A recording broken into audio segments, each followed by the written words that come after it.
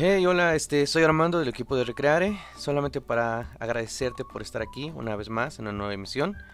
También para pedirte que si quieres patrocinar este episodio, puedes hacerlo de la mejor manera. Puedes compartir, puedes dejar tu like y puedes comentar en cada uno de los episodios y cada clip que tengamos en nuestras redes sociales. En serio lo agradeceríamos de gran manera porque así sabremos que tenemos a un público que nos escucha y que quiere cambiar su forma de ver el turismo. Recuerda, somos Recreare, somos el cambio en el paradigma del turismo.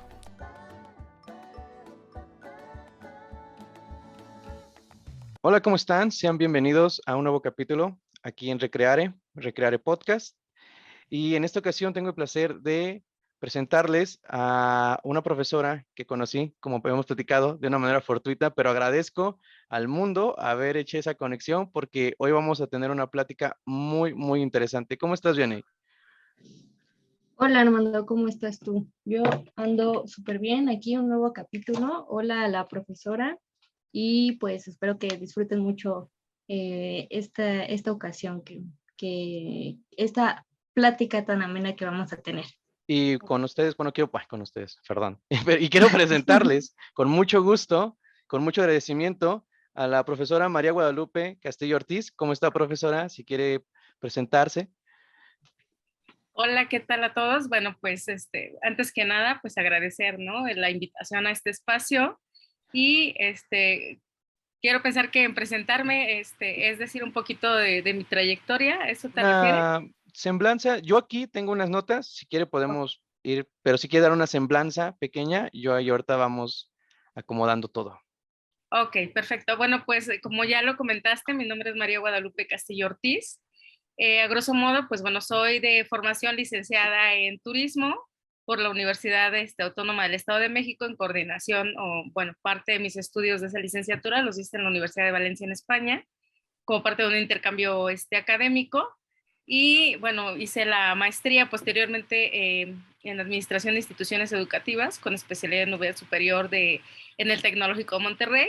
Y bueno, ahorita estoy cerrando mi tesis doctoral de precisamente que estudié un doctorado en gestión del turismo en la ciudad de Mazatlán, Sinaloa, aquí en México. ¿Vale? Y pues actualmente, como lo dijiste, nos conocimos por una situación fortuita. Pues soy docente, ¿no? Docente en este ámbito turístico y gastronómico desde hace un par de años. Y entonces, pues ahí estamos, ¿no? Perfecto, maestra. Mire, aquí yo, como que cuando usted me pasó un poco de su currículum, empecé a acomodar mis notas respecto a los años. Tengo entendido que usted inicia estudios en la escuela en el 2000 y termina en el 2004. Así es. Y el intercambio en España lo tuvo en el 2003. Ujú. Exactamente. Eso, Casi perdón, un año antes de egresar, porque era como parte de las medidas, ¿no? mm, Institucionales y las políticas educativas de la universidad donde estudié la licenciatura aquí en México. y hablando sobre eso, tenemos una pregunta que siempre le hacemos a los invitados, es, ¿por qué decidió estudiar turismo? O sea, antes de entrar a la prepa, a lo mejor universidad, dijo, apareció de la nada, lo tenía contemplado, o cómo fue esa decisión. Sí, como, fíjate que es una pregunta interesante, ¿no? Porque pues de pronto, digo, yo ya tiene pues ya sus años, lo acabas de decir, ¿no? Que tomé esa decisión, que hice los estudios, que egresé. Y creo que muy pocas veces nos ponemos como en ese punto, ¿no? Del espacio, temporal, ¿no? De, bueno, ¿y por qué tomo esa decisión? Ya me lo habían hecho en alguna ocasión esa pregunta, ahorita que me la hiciste me acordé, ¿no? De que ya me la habían hecho en alguna conferencia que había dado, pues ya también hace algunos años. Mira, yo, pues, aunque parezca, como mucho cliché, la realidad es que turismo, pues, fue esa parte, ¿no? De moverte, de los desplazamientos, ¿no? Por eso te decía, ¿no? Muchos entran a estudiar turismo porque creen que van a viajar todo el tiempo, ¿no? Claro, es el cliché O más sea, común. entonces, en mi caso, mira, la verdad es que agradezco muchísimo, muchísimo, porque a la par de ser docente, pues tengo un trabajo alterno que me permite, como yo les dije, como que desfogar esa vena turística, ¿no? Mm. Y bueno, regresando un poquito a tu pregunta, ¿cuándo decido que quiero, pues, estudiar turismo, bueno, pues desde que era niña, por el trabajo de mi papá, la verdad es que nos desplazábamos mucho, o sea, viajábamos. Pero eres niño, o sea, de alguna manera lo realizas, pero inconscientemente, ¿no? O sea, tus papás deciden a dónde vas, te vas y como que era la vida de alguna manera como común cuando era niña. Y te decía yo, ¿no? Hace ya un buen rato, a nosotros desde la secundaria tenías que seleccionar el perfil o la perspectiva con la que ibas a hacer los estudios universitarios. No es como ahora, ¿no? Que ya estudias un bachillerato y puedes después incursionar en cualquier área, ¿no? De estudio. En mi caso, en esos años, ¿no? O sea, desde la preparatoria ya empezabas a perfilarte, ¿no? En 3 áreas. Entonces, a nosotros, yo recuerdo perfectamente que en la secundaria, pues te empezaban a hacer esos test, ¿no? De qué habilidades tienes o cuáles son tus gustos. Y me acuerdo que yo estaba entre dos, así, entre dos posturas en ese entonces, porque también me gustaba mucho, ¿no? En ese entonces la arqueología. Pero también, como muchas otras carreras, pues también tienen sus paradigmas, ¿no? O sea, lo que la gente piensa de. Y yo me acuerdo que en ese entonces, cuando les comentaba a algunos que quería arqueología, me decían, no, es que aquí no hay mucho presupuesto, no, pues te vas a morir de hambre, ¿no? Casi, casi si estudias arqueología y cosas así. Entonces, pues eres un adolescente, o sea, estás así como reencontrando, ¿no? Tu propio, pues a lo mejor futuro. Entonces era eso y era, ¿cómo se llama? La otra opción era turismo, ¿no? Pero, te digo, así era como cosas, porque también me gusta la historia, pero también me gusta el arte, ¿no? Entonces yo decía, bueno, ¿qué carrera? O sea, llegó un momento en el que ya como que la orientadora nos dijo, ¿no? Ya decídanse, o esta semana, a dónde se van a ir, ¿no? Porque ya hay que hacer preinscripciones y todo el rollo al siguiente nivel. Entonces, un día me acuerdo perfectamente que venía hacia mi casa, su casa, y Gracias. dije, bueno, pues, ¿qué voy a hacer, no? Y empecé a decir, bueno, me gusta lo que les decía, ¿no? Historia del arte, historia, arqueología, me gusta viajar, ¿no? Entonces, en ese entonces dije, bueno, ¿qué carrera me puede dar como un complemento o puede ser como, sí, o sea, como multifacética, ¿no? Que me dé para poder tener todas esas opciones. Y entonces fue cuando decidí que turismo, o sea, que turismo era una carrera completa que me iba a dar la apertura para estar en esas áreas, ¿no? Y entonces así es como finalmente decido tomar la carrera de turismo. Entonces, bueno, en ese entonces todavía tenía que hacer la prepa, ¿no? Pero bueno, ya la perspectiva era meterme en humanidades, que era esa área donde pertenecía al turismo. Y bueno, pues ya después, ya cuando salí de la preparatoria, ya ahí fue el momento decisivo, ¿no? Decir, bueno, pues si vas a querer turismo, empiezas a ver las opciones y pues es cuando decido hacer los exámenes profesionales, que déjenme decirles que mi mamá casi se infarta, ¿no? Porque también dentro de esos clichés, ¿no? Que hay de nuestra carrera, pues es una carrera cara, ¿no? Por lo mismo de la cuestión de los viajes y de, bueno, algunas otras prácticas, ¿no? Pues la cuestión de la gastronomía, que también de pronto tenemos algunos ahí pincelazos, ¿no? En la carrera. Entonces, sí me acuerdo perfectamente que cuando le dije, quiero estudiar turismo, voy a ir a hacer el examen, sí se quedó así como, ¿por qué no eres una hija normal? Todavía me dijo, ¿por qué no estudias administración, contaduría? No sé, ¿no? Pero bueno, yo creo que me vio tan entusiasmada que dijo, bueno, pues si ya lo decidiste, pues hazlo, ¿no? Y si te quedas, pues ya vemos cómo le vamos haciendo, ¿no? Entonces, así es como tomo la decisión de incursionar en este mundo fantástico del turismo. Es algo muy interesante porque, por ejemplo, cada vez que alguien me pregunta, ¿y qué estudias? Turismo. Entonces, los primeros paradigmas es, eres un agente de viajes, el gran tiendecamas, o no sé, chef. Como que el turismo tiene esos paradigmas de quién puedes ser dentro de la carrera. Eso mismo que hice de los viajes, que piensas una carrera muy cara, pero lo veo como una perspectiva muy operativa y nunca yo en lo particular me imaginé que podrías irte de lado como lo que Vianney y yo estudiamos en la universidad, que fue la planificación y gestión. A mí me pasó muy parecido a usted. Yo estaba estudiando para ingeniería. Trabajé después de la prepa, me di cuenta que no era lo mío, me gustaba recorrer la ciudad. Una amiga me dice, oye, yo estoy estudiando turismo en el Poli, yo no sabía que el Poli daba turismo, y dije, pues sí, ya estoy haciendo rutas, lugares y todo eso gratis y nadie me está dando una calificación, pues voy a intentar entrar a la escuela. entré y mire, hoy en día estoy muy feliz de mi decisión y entiendo como que esa alegría porque creo que a veces estudiar turismo es una decisión que la misma vida te va guiando y cuando terminas dices, tomé una buena decisión porque encaja con el estilo de vida de todos nosotros, ¿no? Las personas que estamos más a lo mejor sensibles a la hora de conocer lugares o a la hora de conocer el mundo, tal vez. ¿O cómo ves, bien? Perdón tantito, fíjate Sí, que ahorita que dale. dices Sí. eso, en mi caso, exactamente, ¿no? O sea, pensaba yo en todas esas cosas y curiosamente la universidad, la del Estado de México, su enfoque es de investigación turística. Sí, o sea, entonces como que sí es algo de lo que comentamos ahorita, ¿no? Que de pronto tú entras como con otras ideas, como con otras situaciones y resulta que cada institución tiene la perspectiva desde dónde va, ¿no? A retomar el turismo. Ok, entonces yo estaba pensando que entraste justamente a turismo porque pues es una rama súper interdisciplinaria, pero entonces te entras a este mundo de la gastronomía ¿hasta cuándo? Fíjate que lo que decíamos hace un ratito, ¿no? Lo fortuito de la vida.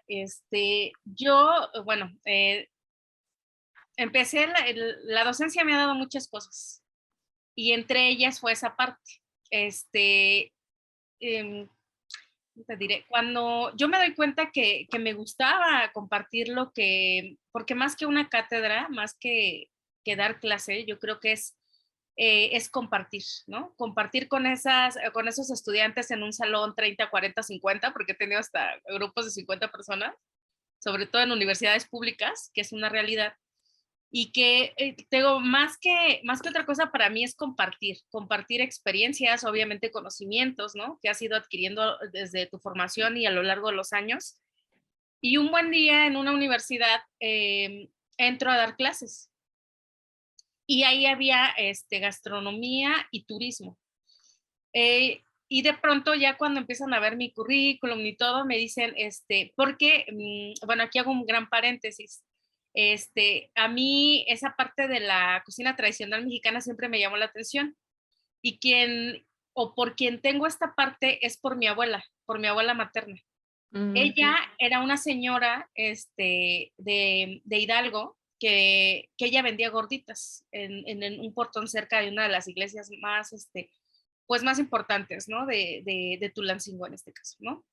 Entonces yo me acuerdo perfectamente que desde que era pequeña, que pues yo siempre he vivido en la ciudad, entonces para nosotros era así como toda una experiencia, cuando íbamos a visitar a la abuela, ¿no? Que papá nos llevaba y que decía, pues vamos a ir estas vacaciones o este fin de semana a ver a la abuela. Entonces a mí la verdad me emocionaba muchísimo porque también soy buena comedora. Entonces, pues yo decía sí, ¿no? O sea, porque me gustaba ir pues a degustar, ¿no? Esas cosas que mi abuela hacía. Y gracias a ella descubrí algo, una situación que tengo bien marcada, que tengo muy desarrollado el olfato, o sea, demasiado, a veces para mi gusto, ¿no? Ok. O sea, desde que puedo percibir a lo mejor el pH de una persona a metros de distancia, ¿no? Órale. Ok. Entonces con ella descubrí esa habilidad porque me acuerdo que estaba súper dormida y de pronto, pues ella era una mujer de esas mujeres preponderantes, ¿no? Eh, que se levantaba muy temprano, a las 4 o 5 de la mañana, ¿no? Ya estaba el café de olla en hervor prácticamente, y yo desde ahí, ¿no? Percibía, o sea, me despertaba el aroma, yo decía, ya es hora de levantarme, ¿no? Porque ya mi abuela ya está pues preparando las cosas, ¿no? Y sobre todo porque ella, pues era la que molía su maíz y todo, ¿no? Así, o sea, en técnica prehispánica, ¿no? Mm. Prácticamente. Entonces, desde ahí, pues desde ese entonces, como que esa cuestión de la gastronomía mexicana, pues me llamaba mucho la atención.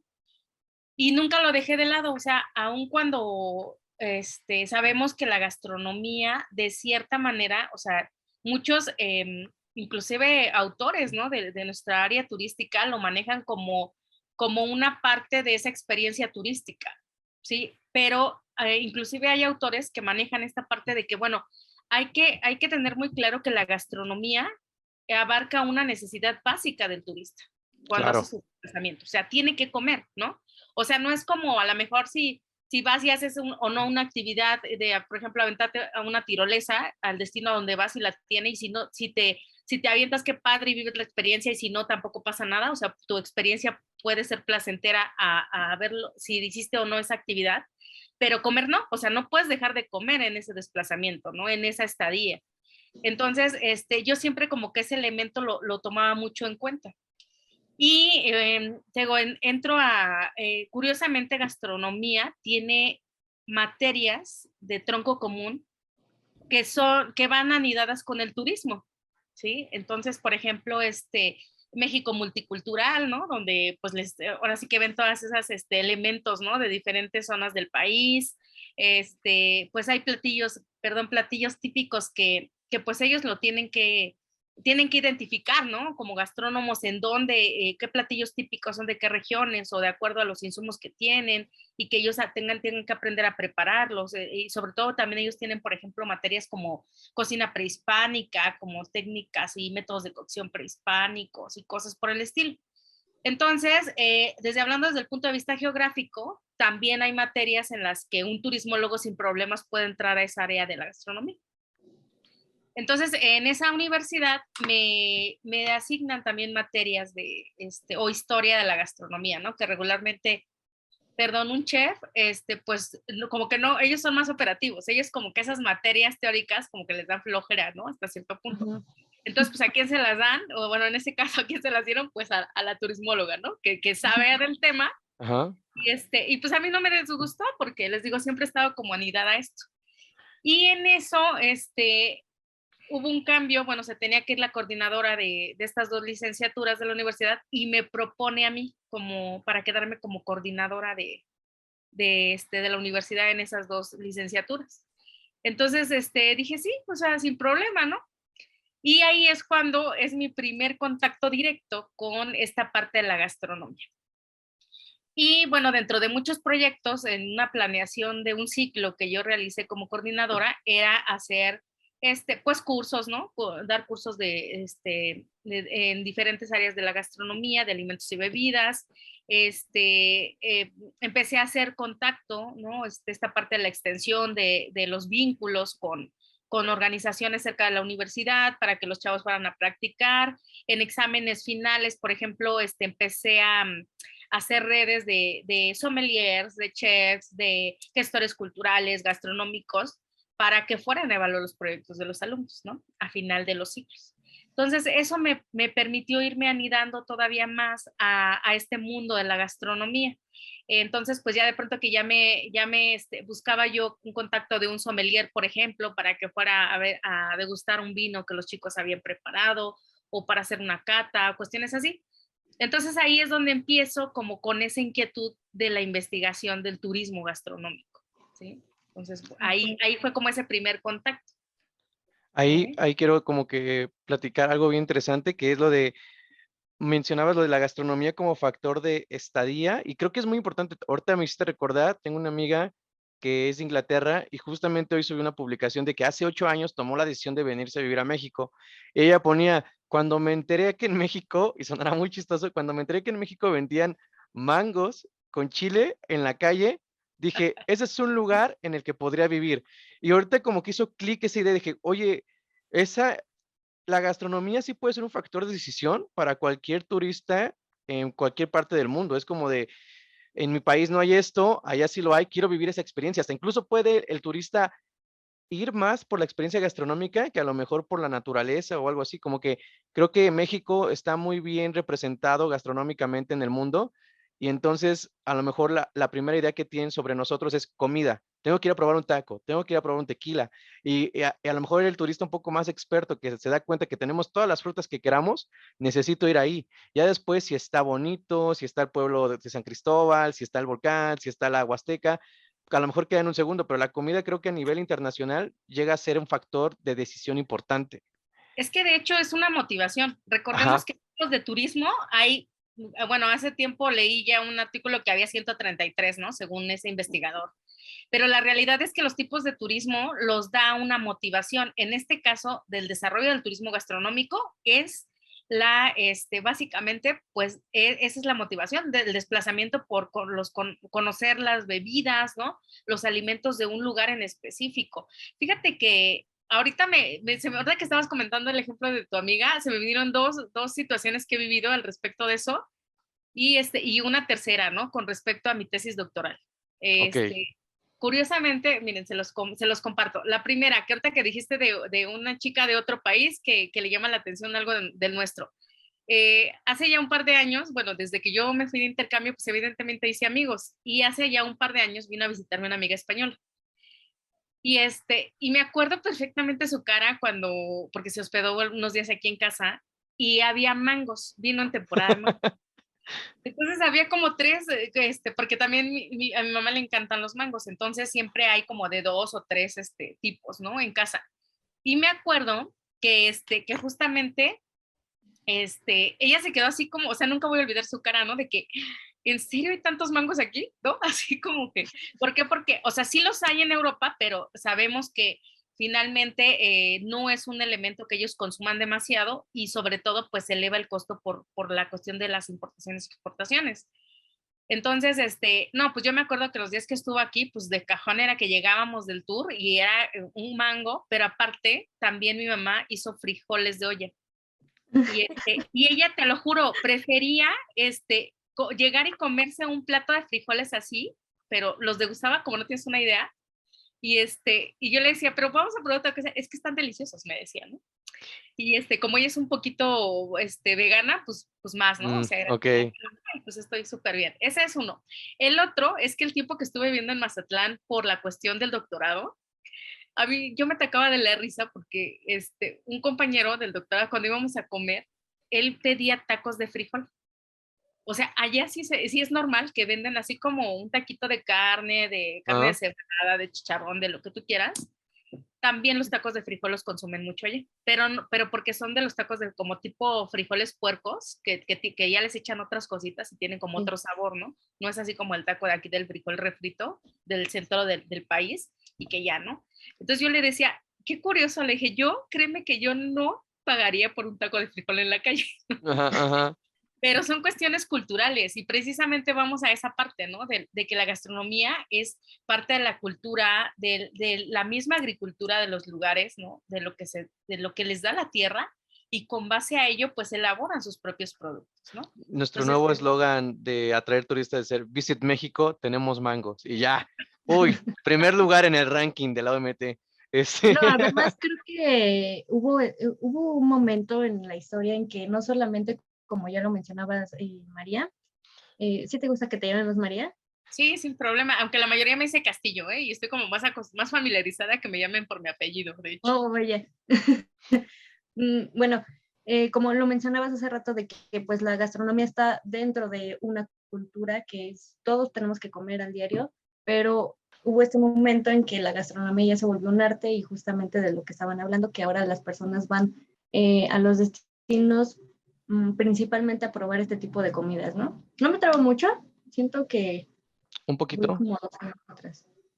un poquito, pero Bueno, no tanto. entonces a lo que voy es lo siguiente. Quiero que nos platiques un poco de este cambio que hubo, tal vez en temas de innovación, en tal vez, no sé, tus ideas de, voy a hacer de este producto alimenticio en un producto todo muy completo. Y, olvidé la otra parte.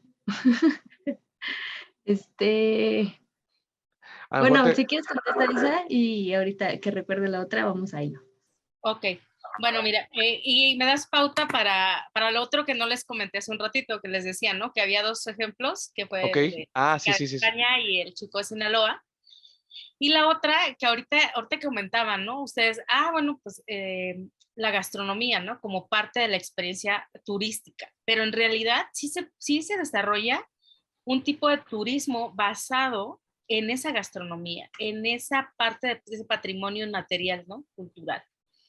Y justamente cuando yo decido en el doctorado trabajar mi tesis doctoral sobre este tipo de turismo, la verdad es que en primera no fue sencillo que vender la idea, ¿no? O sea, que esos doctores o esos sinodales o en ese entonces a lo mejor hasta mi directora de tesis se quedara así como, pero ¿qué onda con el turismo gastronómico, no? O sea, porque mis demás compañeros pues trabajaban un turismo naranja, un turismo sustentable, etcétera, ¿no? Como que temas que siento como que están más familiarizados o estamos más familiarizados. O que Y la entonces, Perdón, nada más iba a decir, añadir algo que es, o que la gastronomía ya la dan por hecho dentro de un nuevo producto turístico, ¿no? Es como de la gastronomía ya está, ¿por qué quieres enfocarte en algo que ya está dentro de, ¿no? Pero es especializarse a lo que creo que quieres llegar. exacto, o sea, yo quería retomar así como se toma un turismo religioso, como se toma un ecoturismo, como se toma un turismo rural, que también yo pudiera desarrollar el tema sobre lo que es el turismo gastronómico, ¿no? Te decía, ¿no? Yo, o sea, esa cuestión pues el turismo gastronómico también aporta, de hecho, ahorita les voy a ir comentando, ¿no? Algunas cosas que rompen paradigmas sobre esta situación que yo fui, digamos, descubriendo a lo largo de la investigación de mi tesis doctoral. Y evidentemente de los proyectos que ya he realizado o que estoy realizando en este sentido. Entonces, primero que nada, les digo, fue difícil como esa parte del sínodo de convencer, ¿no? De decir, esto también vale la pena investigarse. Erróneamente, se cree que el turismo gastronómico es nuevo. El turismo Ok, gastronómico no, se ha trabajado, inclusive por ahí escribí un artículo sobre este tema de un turismo emergente. En sí, realidad no es un turismo emergente, o sea, si ya nos ponemos a investigar sobre el tema, el turismo gastronómico se desarrolló desde las culturas clásicas, ¿no? Donde por cultura socioeconómica, sociocultural, las grandes élites o los aristócratas mandaban a sus hijos a estudiar a diferentes partes de Europa y iba incluida esta parte de la gastronomía, de conocer la gastronomía de otros lugares, de otros imperios, y iba anidado con esta situación, por ejemplo, en ese entonces, de todo lo que era el trabajo de la mesa, ¿no? Del servicio, de la cuestión, pues sí, aristocrática desde el punto de vista elitista, ¿no?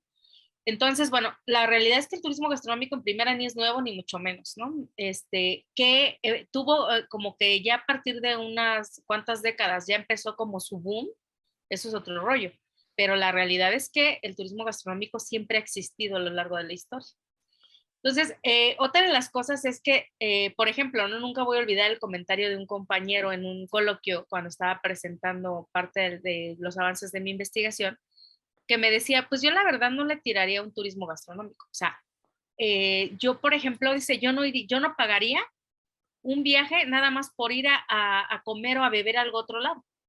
mm, Entonces, yo lo que le decía es, lo que pasa es que tú no entras en un perfil de un turista gastronómico o un gastronómada, que ese es otro de los, otro de término, nunca lo había otro escuchado. término que es el que se utiliza en gastronomía, vamos. Ujú. Entonces, aquí le decimos turista gastronómico, pero en gastronomía se le dice gastrónoma. Entonces, le digo, es que precisamente por eso, o sea, le digo, pero sí, por ejemplo, tú sí te vas con tu familia de fin de semana a aventarte a un río, ¿no? O irte a la playa. Me dice, pues sí, le dije, ¿por qué? Pues porque tienes un perfil de un turismo de sol y playa, ¿no? O a lo mejor hasta de un ecoturismo, si es que decides hacer alguna actividad de ese tipo, ¿no? Pero sí hay gente que lo motiva, o sea, que su principal motivación es la gastronomía y que por ese motivo entran en este rango del turismo gastronómico. Ahora, fíjate, otro dato muy, muy curioso que encontré a lo largo de las investigaciones es que en promedio el turista gastronómico gasta más que el promedio de los otros turistas. O sea, Órale, su gasto es mayor, ¿no? sí, Y entonces, bueno, contestando un poquito con respecto a lo que decía, bien ahí. o la duda que me decían de la innovación, Ujú.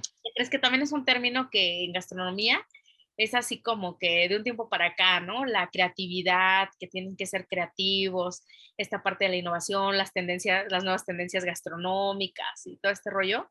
Pero ¿qué crees? Que también la cocina, es que de pronto como que pareciera que así como en el turismo manejamos un turismo tradicional hasta los 80 más o menos, y luego el turismo alternativo, o sea, como esas dos vertientes, también tratamos de concebir la gastronomía desde esa parte. O sea, creemos que la cocina tradicional mexicana es como antes, ¿no? y como que ahora las nuevas tendencias, ¿no? Y la innovación y la comida gourmet y todas estas cuestiones. Y la realidad es que no es así. Fíjate que a mí hace mucho tiempo hice un ejercicio con unas cocineras tradicionales acá en la región de los volcanes en el sur del Estado de México. Y son unas señoras que venden sus tamalitos, ¿no? De frijol y todo el rollo muy temprano en los mercados, en los tianguis. Y que también hacen un mole riquísimo, ¿no? Y entonces, yo les decía, ¿no? Bueno, ¿y por qué no? Porque de pronto creemos que algo tradicional mexicano, no puede ser innovador. Ajá. O no podemos hacer un montaje bonito, ¿no? O que se vea así como muy estético, como toda esta cuestión gourmet, ¿no? Y la verdad es que no es así. Entonces, una vez, yo me acuerdo que en ese entonces, porque tratábamos, ¿no? De ayudar a estas cocineras tradicionales como para que ese producto que tienen gastronómico realmente le puedan sacar como más provecho, ¿no? Que realmente haya un mayor ingreso con el mismo insumo. Entonces, yo me acuerdo que en ese entonces fui a Sambors, ¿no? Al restaurante de Sambors, y justamente me llamó mucho la atención que en la carta tenía, ¿no? Tamalitos envueltos o bañados con mole, ¿no? O sea, y me quedé así, ¿no? Dije, y ya se imaginan que no costaba los 10, 15 pesos que la señora lo vende en el tianguis, ¿no? Claro. Entonces yo nada más me quedé pensando eso, ¿no? Digo, ¿cómo estas grandes cadenas restauranteras logran con los mismos insumos tradicionales de algunos lugares hacer una gran venta? Entonces, lo que hice fue que en un ejercicio de readaptación de un producto ya como más comercializable, les dije, ¿me dejan hacer un ejercicio francés? No, pues que sí. Y las llevé al Sambos, ¿no? Y ya ellas vieron ahí ahora sí que su tamalito de frijol montadito, ¿no? En un plato mono, con el salseado del molito, ¿no? Y una que otra decoración por ahí. Y les digo, ¿eso creen que ustedes no lo pudieran hacer? No, pues sí. ¿Y sabes tú en cuánto vendes ese tamalito con ese molito? No, pues 25 pesos, ¿no? A ver, chequen cuánto vale aquí. Y entonces ahí es donde tú también de pronto les cambias un poquito ese chip, ¿no? De que realmente lo que ellos producen tiene un valor, ¿sí? Y que pueden o sea, súper mejorarlo, ¿no? Claro. Yo creo que esta parte de la innovación tiene que ver mucho con eso, con empezar a romper ese tipo de cuestiones de que, porque es tradicional no puede ser innovador, o porque es tradicional no puede ser caro, ¿no? O no se Me puede vender hizo, a un mejor costo. me hiciste recordar un chiste que es de que sí, el platillo, chicharrón en salsa verde, pero lo vas a cambiar por corteza de cerdo en salsa esmeralda. Y es como de, pues sí, claro, o sea, y ahora que mencionas también la parte donde yo creo que también pasa mucho en el ámbito turístico de personas que no tienen acceso, como lo que tú comentas de estas cocineras de traición, a cómo lo están haciendo los grandes restaurantes, ¿no? O sea, como que ahí es donde yo veo la importancia de un planificador, de un gestor del turismo, para que lleve ese conocimiento a estas comunidades y les diga, su producto vale, ustedes tienen un valor, una riqueza cultural enorme y que no lleguen empresas multinacionales a querer aprovecharse a veces de eso, ¿no? Porque pensemos mal, a lo mejor estas empresas de cadenas grandes le compran a 15 pesos a ellas el tlacoyo y ellos nada más lo montan y ya, 150 pesos.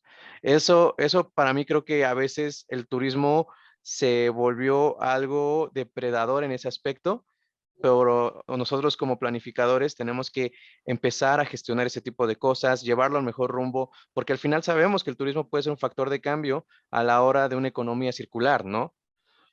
Sí, y enseñarles, ¿no? Como menciona María, tal vez compartir este conocimiento, porque innovar no significa que vayas a inventar un nuevo sabor, o tal vez sí, pero no específicamente eso, ¿no? Sino tal vez como experimentar con una técnica y un sabor o, no sé, combinar muchas cosas, ¿no? Como por ejemplo, creo que aquí en la Ciudad de México hicieron un pastor, un trompo de pastor, pero de pulpo. Eso ya se convierte en innovador, ¿no? Pero pues mezclaron comida seafood, comida marina, con un puesto de tacos en la calle, ¿no? Y creo que, bueno, lo otro que iba a comentar es que también pues nos damos pie a justamente esto que menciona Armando sobre la planificación. También quisiera que nos comentaras algo, tal vez compartir tu experiencia con esta planificación gastronómica, ¿sabes? No solamente un platillo, sino cómo haces Un mencionabas que macro. tenías la ruta la ruta de chile en nogada. ¿Cómo haces de ese producto toda una experiencia, tal vez? Como tal, ¿no? Un producto turístico, ¿no? Ujú. Fíjense que justamente les comentaba, ¿no? En esta parte de la región sur de los volcanes del Estado de México, hace ya bastante tiempo, un compañero chef que lo conocí precisamente en esta situación como coordinadora de esa universidad que hicimos clic, ¿no? Ya después él me invitaba también a eventos que se realizaban en la región, como evaluadora, pues algunas ideas, ¿no? Que empezaban a surgir por ahí. Y dentro de ellas surge lo que era el chile en nogada. Como sabemos por cuestión histórica, ¿no? Por lo que nos han vendido, el chile en nogada es un producto poblano, o eso es lo que se tiene, ¿no? Como los indicios históricos más antiguos, ¿no? Me vas a Eh, revelar algo que va a romper mi corazón. Así como no es poblano, entonces. no, Ajá, fíjate que, híjole, a lo largo de este proyecto, ajá. híjole, han surgido tantas cosas que, déjenme checar, ¿no? Vamos viendo espacios, pero igual, si hay la oportunidad de invitarlos un día, Estaría fantástico, a lo del gracias. festival, para que ustedes vean, es esto, o sea, de cierta manera ya materializado un poco lo que me están preguntando. Les digo, eso surgió en una sobremesa de unos amigos, donde dijeron, bueno, ¿y qué onda? O sea, es que, bueno, hablando geográficamente, el Estado de México, Ujú. esta parte oriente, este, eh, está anidada con Puebla, ¿sí? O sea, está en los Sí, límites con Puebla. Entonces, porque realmente este proyecto pues se ha ido generando, ¿no? Ha ido a lo largo del tiempo. Ahorita, por ejemplo, ya tenemos, bueno, este año es el 9º festival. O sea, ese proyecto tiene 9 años en marcha, ¿no? Primero, pues se hizo así como tipo concurso con diferentes restauranteros y y se hacía la ruta, ¿no? La ruta del chile en nogada. La verdad es que tuvo muchos, vamos a ser honestos, ¿no? Fue un proyecto que ni había planificadores, o no los hay, de hecho, hasta la fecha.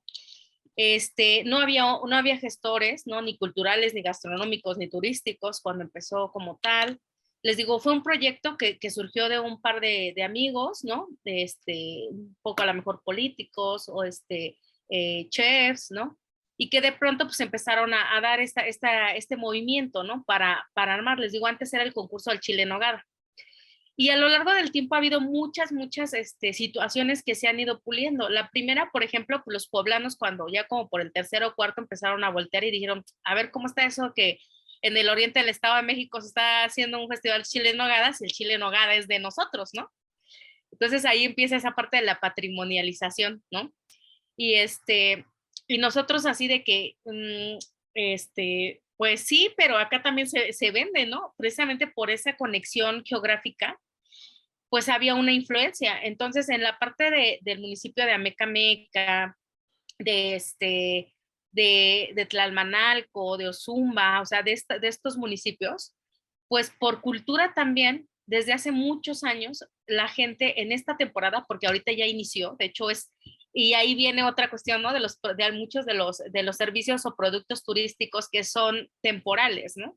es Que es una septiembre, situación del ¿no? Ahorita turismo. el chile en nogada piensas en septiembre, dices, ya Que, viene la independencia. que de hecho ya en septiembre ya prácticamente ya está lo último, ¿eh? Ya está Mm, finalizando la temporada por la cuestión de los insumos, ¿sí? Entonces, ahorita pues, estamos en julio y de hecho ya empieza prácticamente la producción de nuez de Castilla, que es con la que se hace la nogada, ya empezó como por la segunda semana de julio, o sea, oficialmente ya empezaron las ventas.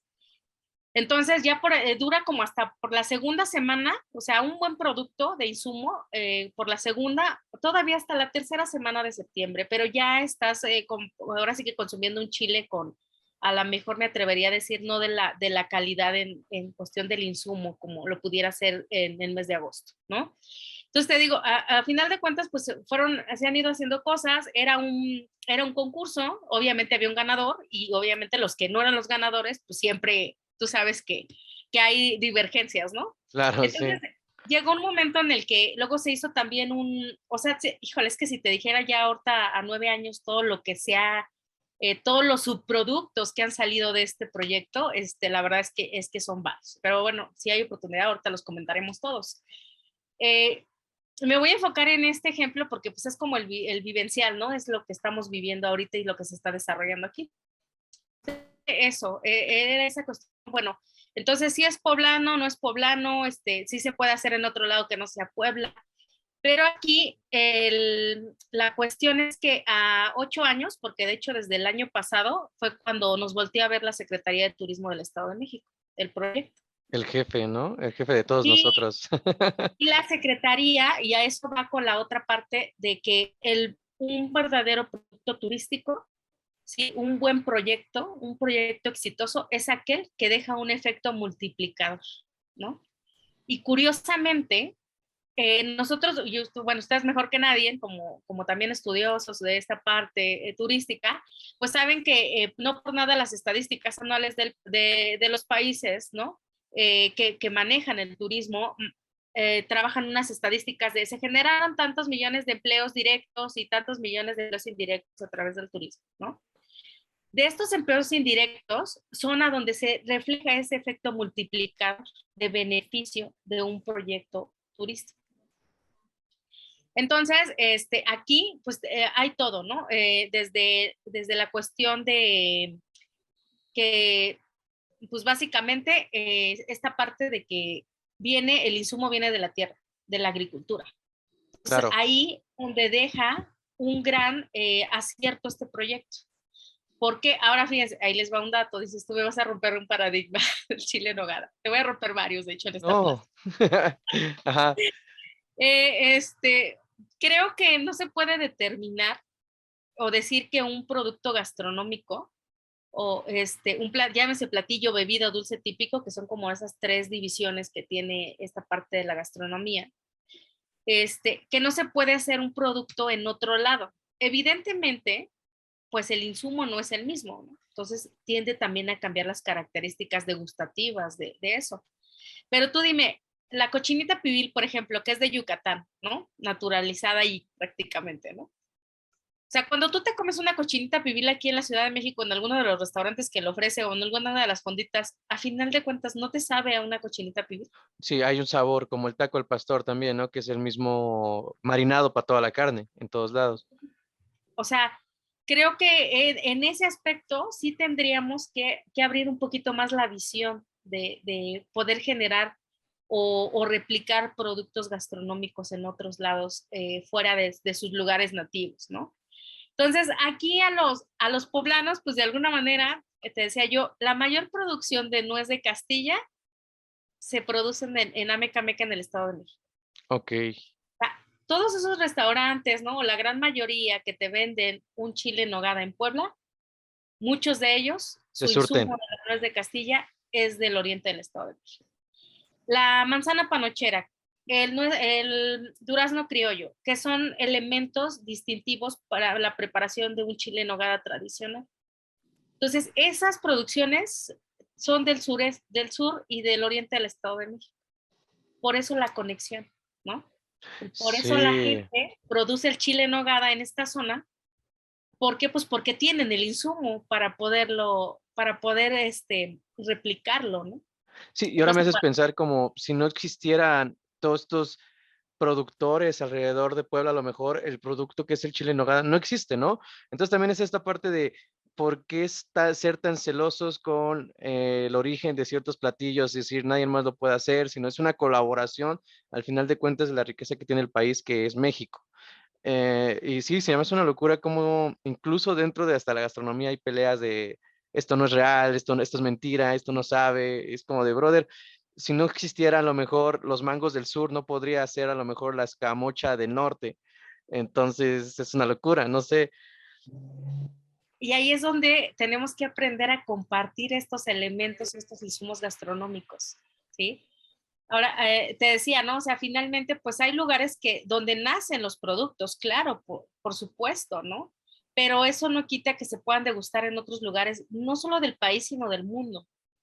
Entonces, bueno, les digo, esa es una de las cosas. A lo largo de estos 9 años, que a excepción de algunos que por cuestiones profesionales he tenido, no he estado en esta temporada aquí, siempre, ¿no? Han surgido diferentes cosas, ¿no? Y a mí como parte del comité, ¿no? Porque he sido parte del comité, pues, degustativo, por decirlo de alguna manera. Qué gran trabajo, ¿eh? Sí, sí, sí, o sea, no sabes, ¿no? Cuando me invitan y me dicen, te toca ir hoy a este restaurante, porque te digo, ya después, después ya dijimos, no queremos conflictos o no se quieren conflictos, ya no va a ser un concurso, va a ser un festival, ¿no? Y se va a hacer una ruta del chile en nogada, quien quiera participar, y se le hizo invitación a todos, ¿no? Restauranteros, cafeterías, cocineras tradicionales, ¿qué otra? Bueno, a todo el mundo, ¿no? O chefs independientes que quisieran en esta temporada ser parte del festival. ¿Y cómo es el festival? Bueno, pues se asigna un número de días que va a durar. Ahorita, por ejemplo, hoy es la inauguración, de aquí del 22 hasta el 4 de septiembre va a durar este festival. Este año es el más largo, de hecho, porque como les comentaba, ¿no?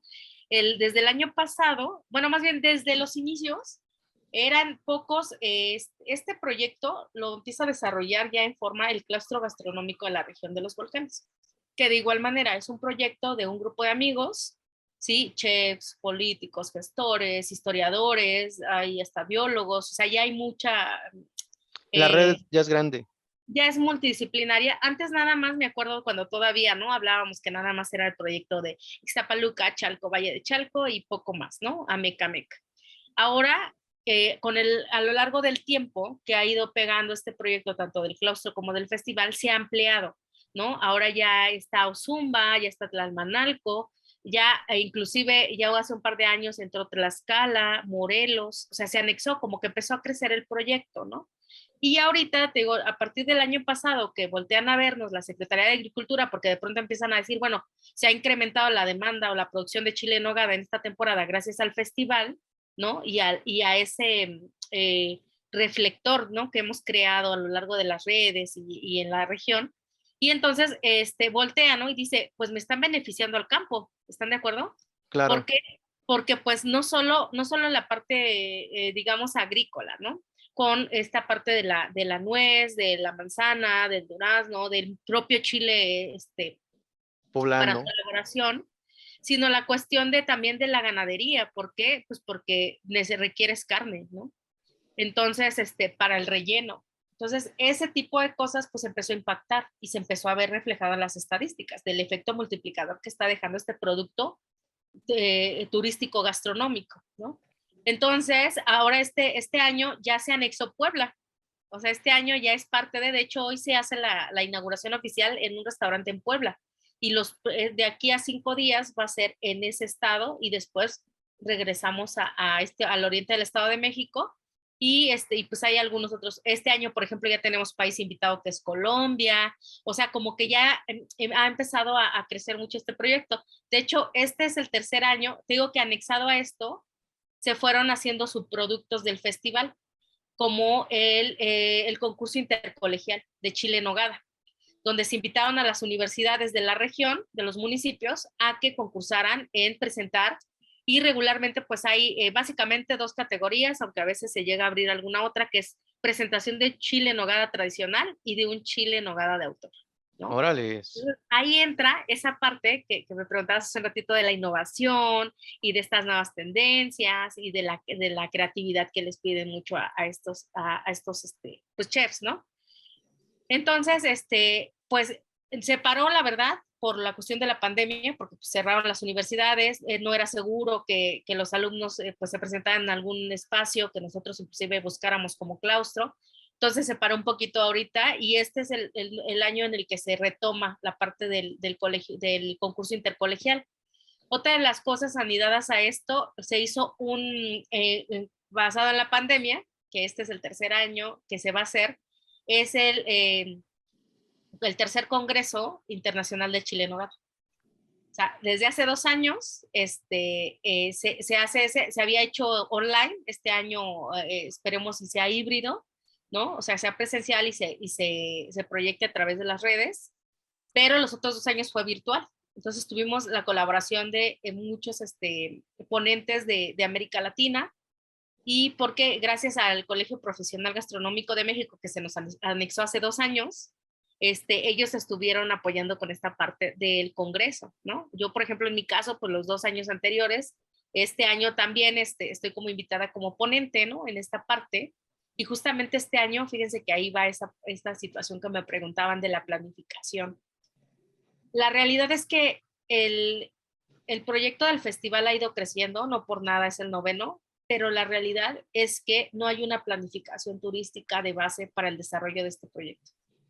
Es un proyecto yo llamaría ya en términos estrictamente turísticos, aun cuando hemos hecho desplazamiento yo no digo de turistas, sino de visitantes por la cuestión de la pernoctación, que eso es lo que hace la diferencia, ¿no? Sí, claro. Entonces, hace ya un par de años, perdone porque tengo un poco de gripa, pero No pasa nada. hace un par de años, yo hice un análisis precisamente de la oferta, ¿no? De esa estructura o planta turística de la región de los volcanes, y desafortunadamente no la tenemos, ¿sí?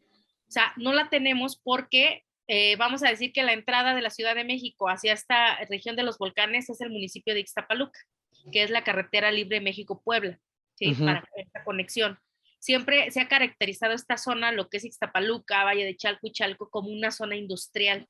Sí, de hecho, antes, por historia, no por nada, los volcanes, la Pilarica, son empresas lecheras, porque esta parte era de granjas lecheras, ¿sí?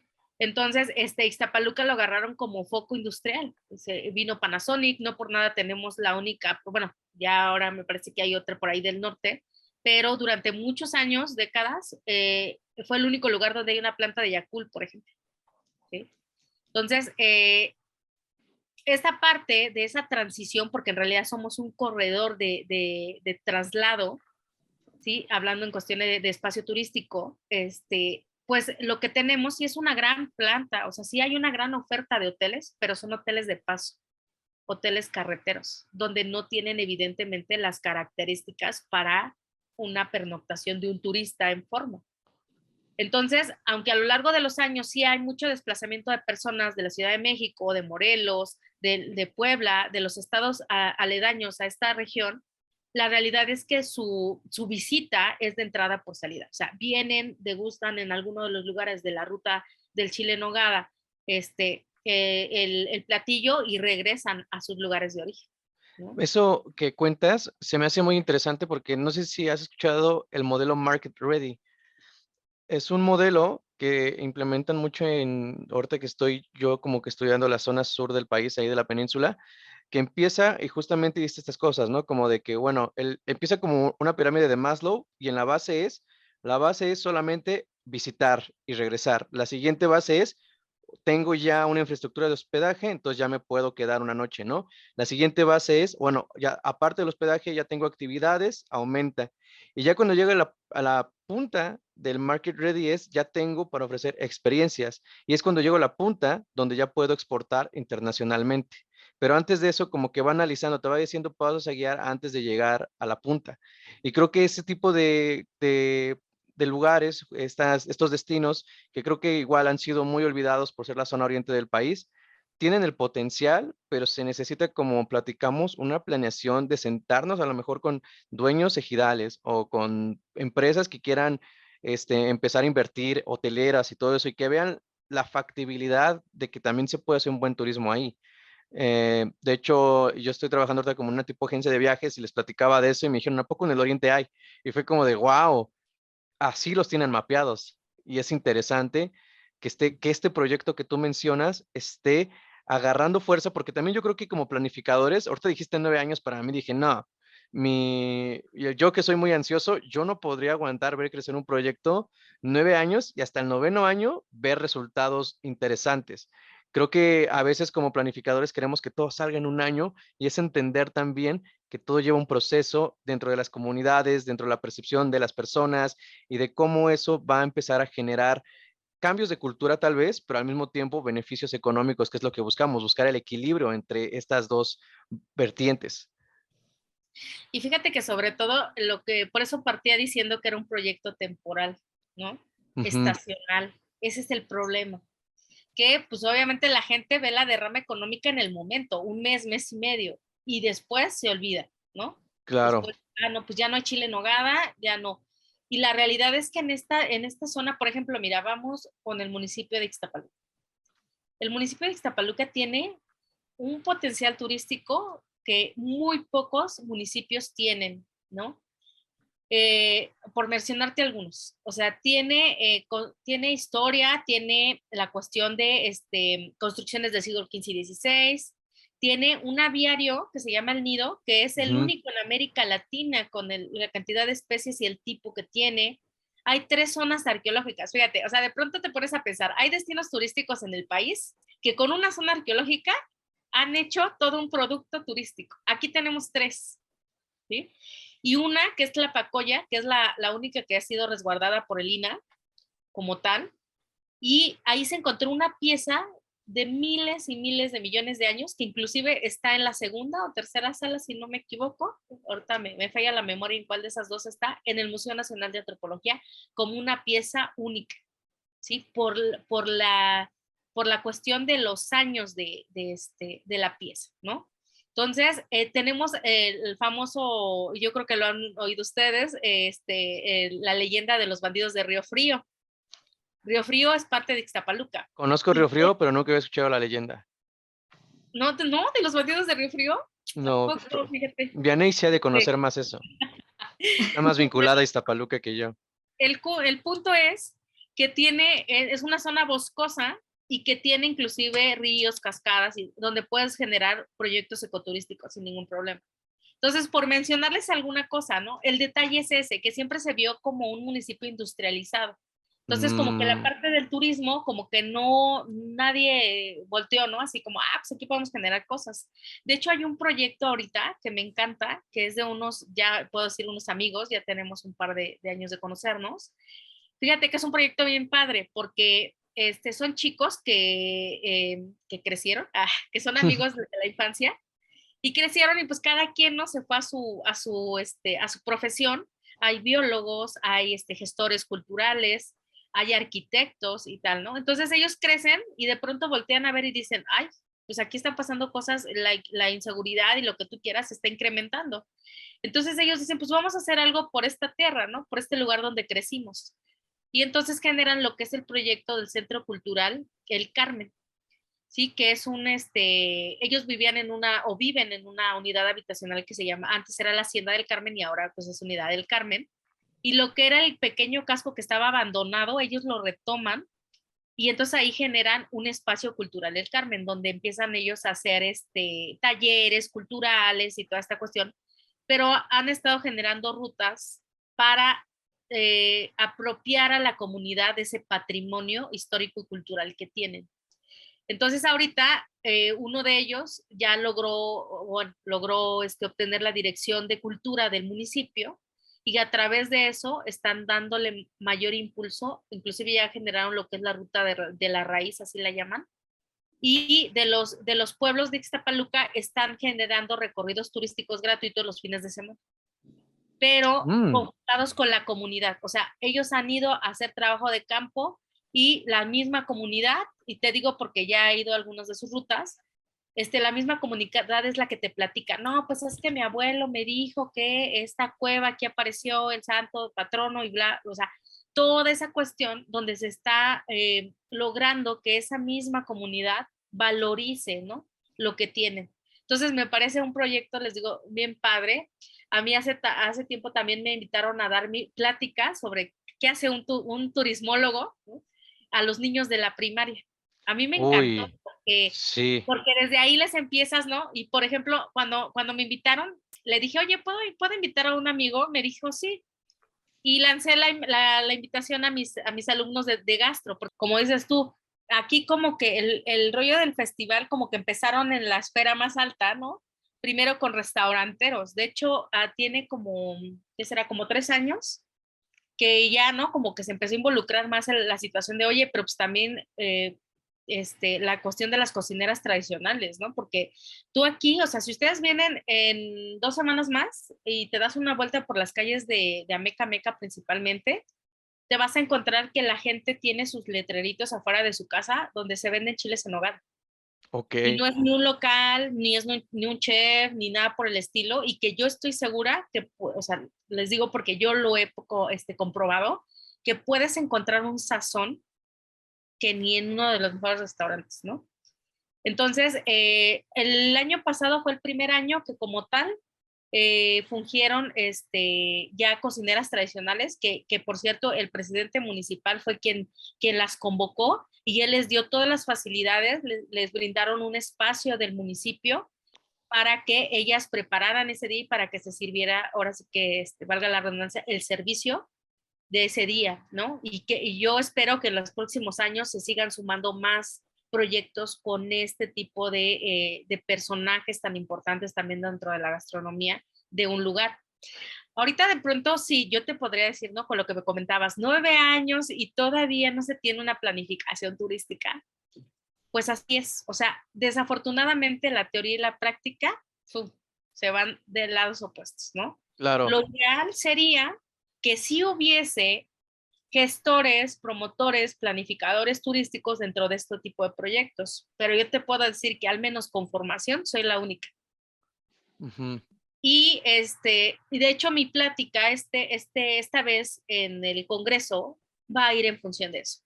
Mira, la verdad es que ya tiene varios años que yo he comentado, ¿no? Es que necesitamos o sea, hacerlo en forma, esa planificación turística.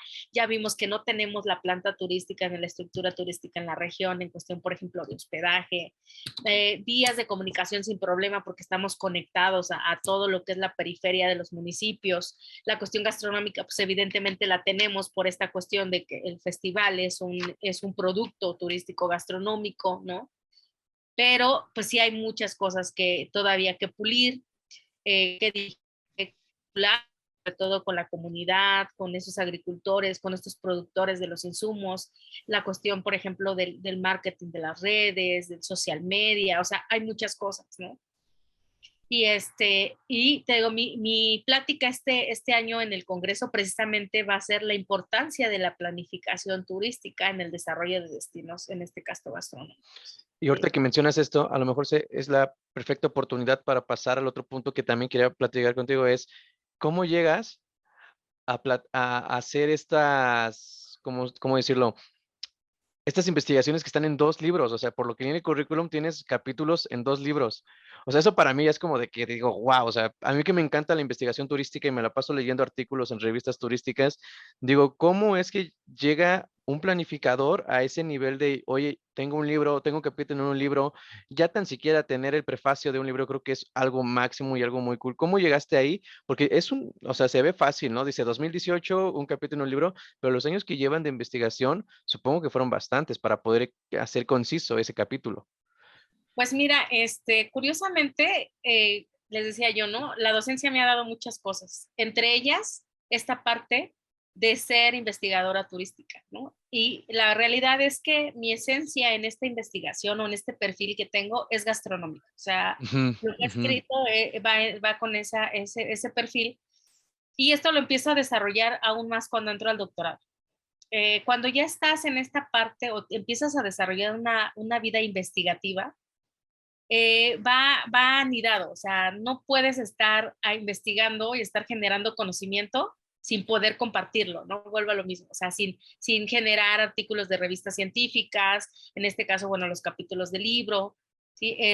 Pues mira, han sido, a lo largo del tiempo, pues el resultado de las investigaciones que he hecho. Por ejemplo, uno de los capítulos que es esta cuestión de turismo gastronómico, ¿no? Tópicos de un turismo emergente, es parte del primer capítulo de mi tesis doctoral.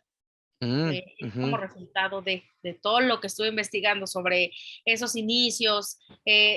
Por eso te decía, ¿no? ¿Realmente creen que el turismo gastronómico es un turismo emergente o que es nuevo, que tiene pocos años? Y no es cierto. O sea, la realidad es que es desde las épocas clásicas, ¿no? En Europa donde se desarrolló esto. Y no por nada, todas las bases de la gastronomía son francesas. Las principales técnicas son francesas. ¿Por qué? Porque vienen de allá. O sea, es un hecho que esto se empezó a desarrollar hace muchos siglos en esa parte del mundo, como muchas otras cosas. Y estos desplazamientos de los turistas, que evidentemente no eran turistas, aunque sí en términos estrictos de conceptos, sí fungían y sí eran turistas, ¿no? Pero bueno, todavía no se Pernoctaban, se desarrollaba. quedaban, se llevaban el aprendizaje Es, a sus regiones y se lo replicaban a su manera, ¿no? Como yo me es enteré que verdad. apenas que la pizza no tenía jitomate antes hasta que llegaron a Mesoamérica, que el jitomate es totalmente de aquí, entonces lo llevan a Italia, entonces no habría pizza si no estuviera Mesoamérica, entonces es como que es de viajeros a lo mejor que eventualmente se vuelven turistas bajo los conceptos que hoy tenemos.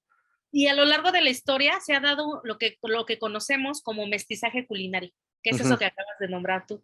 Sí, o sea, así como el día de hoy no tuviéramos carnitas, que es Uf, un platillo típico y sobre todo distintivo, por ejemplo, del estado de Michoacán y digamos de Quiroga en específico, de ese municipio, no lo tendríamos si no hubieran llegado los españoles a México y lo hubieran traído, ¿no? Como muchas otras cosas, como la pimienta, ¿sí? O sea, así como se llevaron de aquí insumos y los distribuyeron en otros lugares del mundo, también trajeron muchos insumos que ahora, gracias a ellos, nuestra gastronomía es tan vasta, tan variada, tan diversificada, y no por nada, en el año 2010, ¿no? Fue ujú. denominada la gastronomía Patrimonio. escrita, ¿sí? Como patrimonio inmaterial, ¿sí? De la humanidad por la UNESCO, ¿no? Y que a raíz de ahí, les digo, este tema de la gastronomía, la verdad es que pudiéramos hablar mil cosas, porque en cuestión de, hablando de destinos turísticos planificados, la realidad es que son muy pocos. Claro. Y más en nuestro país, a pesar de que tenemos tanto material, ¿no? Tanto insumo, tantos platillos y diversidad para poder desarrollar fuertemente destinos turísticos gastronómicos, no los hemos desarrollado, digamos, en un estándar, ¿no? A eso hay un término que leí en un artículo que se llama la bueno, McDonald's en todos McDonald's. lados, McDonaldización, perdón, no me sale la palabra. Pero el punto es que es esta parte de que llega el turista y hay muchos chistes sobre eso en internet, de que llega el extranjero, a lo mejor anglosajón, y dice, ¿dónde está McDonald's? Es como, brother, neta viajaste desde tu país a buscar un McDonald's aquí, y lo triste es que sí lo vas a encontrar, porque está en todos lados, ¿sabes? Es como de maldita sea. Pero el punto es eso, ¿no? Como de que en los ZIPs es la pelea que en mi viaje de generación me hospedé en un ZIP, en un centro, ahí en Playa del Carmen. Bueno, ahí no es un ZIP, pero me hospedé en un all inclusive. Entonces fue como de yo podía obtener lo que yo quiera, pero no tenía la riqueza cultural de la región, porque en Playa del Carmen no hay riqueza cultural porque fue planeado para ser un lugar para atender turismo masivo Como extranjero aparte. y extranjero, ¿no? Entonces es como de que, bueno, o sea, muy pocos espacios como SIPs exploran la idea de una gastronomía local o una gastronomía con comunidades. De hecho, son los pequeños proyectos en cooperativas o diferentes lugares que exploran más esas rutas que realmente los grandes consorcios turísticos en el país. Sí, la realidad es que, te digo, a lo largo de esas investigaciones que ahora tú los puedes leer, ¿no? Afortunadamente, y con esta situación de las redes a mí me parece maravilloso.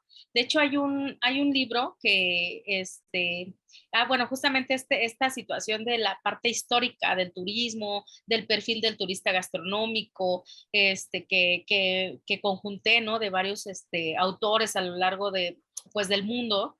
Eh, por ejemplo, ¿no? Es un libro físico que no se ha llevado a la parte virtual. Ok, Entonces, dices, híjole, ahí pues sí hay una limitante, ¿no? Pero bueno, es un libro que editó la Universidad Autónoma de Occidente, donde estudié el doctorado, y bueno, determinaron que iba a ser un libro, una edición física, ¿no? Entonces, bueno, ahí hay un poquito de limitante para que se desarrolle o se comparta, ¿no? Esa información. pero pues, sí, yo creo que con el paso del tiempo espero que saquen esa versión digital y pues pueda llegar a mayores lectores, ¿no? El libro Fíjate, será, perdón, es que cuando este libro, yo para prepararme este capítulo investigué un poco sobre, y alguien me recomendó un libro que se llama La Planificación Gastronómica Sostenible, y el autor es Antonio Montesinos. Y cuando empecé a investigar sobre él, dije, oye, no lo puedo descargar en PDF, no está para leerlo. no, ¿qué crees que curiosamente, de hecho, mira, dame un minuto y tengo aquí el otro libro. El que tú comentas es uno. Mira, aquí todo está Mira, conectado. te comento una cosa. Montesinos él estudió un doctorado en la Universidad de Nebrija en España. Mm, Y él se enfocó a esta parte se había estado enfocando a esta parte gastronómica, al turismo gastronómico. Y de hecho este fue su primer libro que se llama, mira, es ese, lo tienes tú, ese es el que yo estaba viendo. Turismo Ajá. Gastronómico Sostenible. De hecho hace como un mes acaba de sacar el segundo. Pero lo malo de Montesinos, o lo bueno para él como autor, es que sus libros los hace impresos, él, Sí, precisamente o sea, quiero pensar que es un trasfondo, pues sí, ¿no? De un ingreso económico, o sea, es así de claro. sencillo. Entonces, este libro, por ejemplo, solo hizo un tiraje, ese por Rúa, y yo en su momento lo compré. Este libro salió creo que en 2016, si no mal recuerdo. Y no, él mismo lo dice, ¿eh? Yo destruí mi tesis doctoral para escribir este libro. Entonces, Mm, él hizo, ahora sí que de su tesis, de todo lo que investigó, él crea este libro. En mi caso, por ejemplo, el conjunto de investigaciones que estaba haciendo de son la los tesis capítulos. también pudiera ser, ¿no? Ujú. Y ahorita acaba de sacar, hace como un mes, su segundo libro que va enfocado a la planificación de destinos gastronómicos y turísticos, como que ya se amplió un poquito más. Pero igual, solo lo encuentras en versión impresa, no están digitalizados sus libros. La realidad es que hay muy poco material, te lo puedo decir, o sea, literal, o sea, ya así como tal, en físico, del turismo gastronómico. Hay más, lo que pasa es que en la vida investigativa actual ya todos son papers, ¿sí? O sea, ya todo es revistas científicas y ahí subes la información y sobre todo, pues ya obviamente en inglés, en otros idiomas, ¿no? Entonces, así es la vida actual, la vida investigativa actual es a través de papers. Y que ¿Sí? aparte de la vida investigativa, yo creo que lo podemos unir un poco a lo que es hoy la educación, ¿no? O sea, yo ahorita que me cuentas eso, recuerdo en la universidad, la mayoría de las materias que hablan sobre turismo y planificación están muy ligados a materiales que ya tuvieron sus años de publicación. Entonces, como que no hay una abertura al conocimiento actual porque cuesta encontrarlo, porque cuesta estar ahí. Y solamente es hasta que uno se acerca y sale de lo que te enseñan en la universidad y dices, oye, hay revistas turísticas, oye, están estos autores. Y es como que empiezas a darte cuenta de que el mundo turístico en la forma de conocimiento es enorme, pero no está totalmente abierta a todos. Sí, no, Y la realidad es que no, o sea, una vida no nos es suficiente. Yo te lo puedo decir que ya tengo varios años en este rubro investigativo.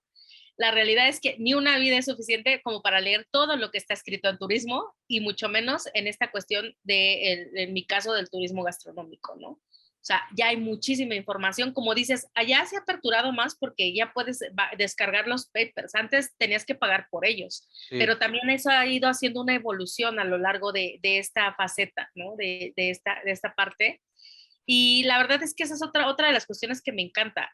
Lo que les decía yo, ¿no? La verdad es que el turismo a mí me ha dado muchísimo, muchísimo, o sea, a mí me apasiona. Mira, soy muy criticada, para serte honesta, de por qué soy pobresora, ¿no?